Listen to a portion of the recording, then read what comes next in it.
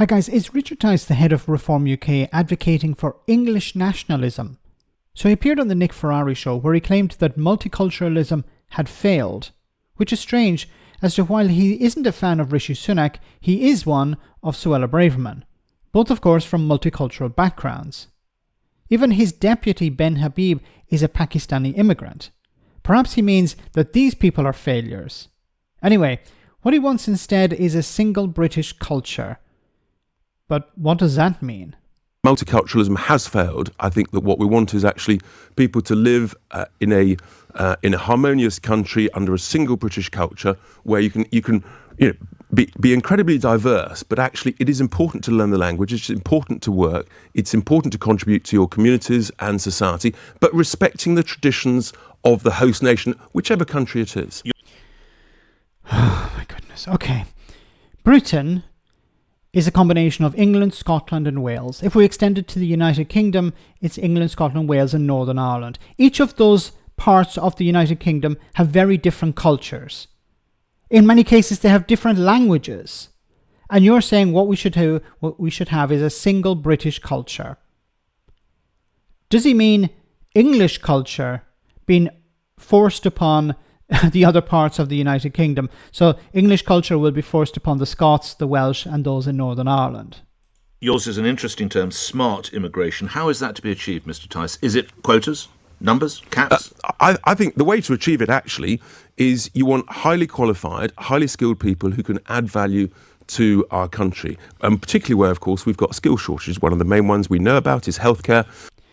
Okay, high skilled, highly qualified. But high skilled and high qualified are usually highly paid. But we know that the vast majority of vacancies are in low, so I don't like this term, but it's used by the media, low skilled, low paid. So you're going to fix the vacancy problem, which is mainly so-called low skilled, low paid work, by focusing instead on the highly qualified, highly skilled workers. This is nonsense. And that then, and that in areas like tech, and for example, that is smart because that adds value to our economy and our communities within the UK. And yes, I would, I think you have actually got to say, for example, about 400,000 people leave the UK every year. You could have a similar number that arrive every year. Okay, but a lot of the people who leave are British people. Because, for example, doctors and nurses working in social care and in the NHS have seen their wages stagnate. They have very bad working conditions. The pay is not covering their rent, their cost of living. So they're leaving. They're going to places like Canada. They're going to places like Australia, where the pay and conditions are much better.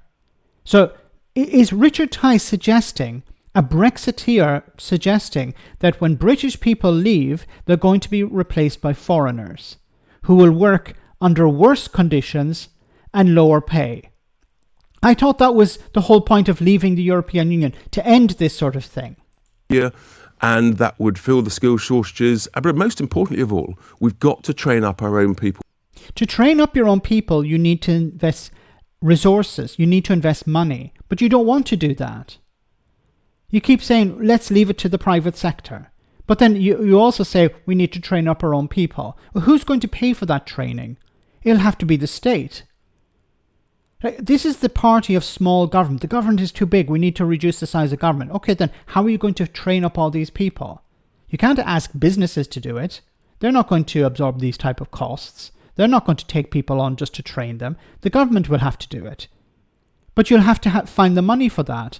Where are you going to find the money for it? Your party manifesto is paper thin. There's nothing. It's just a gimmick. It's a gimmick from a gimmick party. Which begs the question, why is the media giving such a massive platform to Reform UK? They don't have any ideas. They're just about shifting the Conservatives further to the right. Why are you talking to them? They want 2 councillors. Why aren't you speaking to the Green Party or Independents? Or even George Galloway, his party won more seats than Reform UK. It's nonsense. It's a nonsense party, but for some reason the British media, not just LBC but others, are giving them a massive platform. Let me know in the comment section, guys, what you think. As always, your comments are greatly appreciated. Thanks a lot.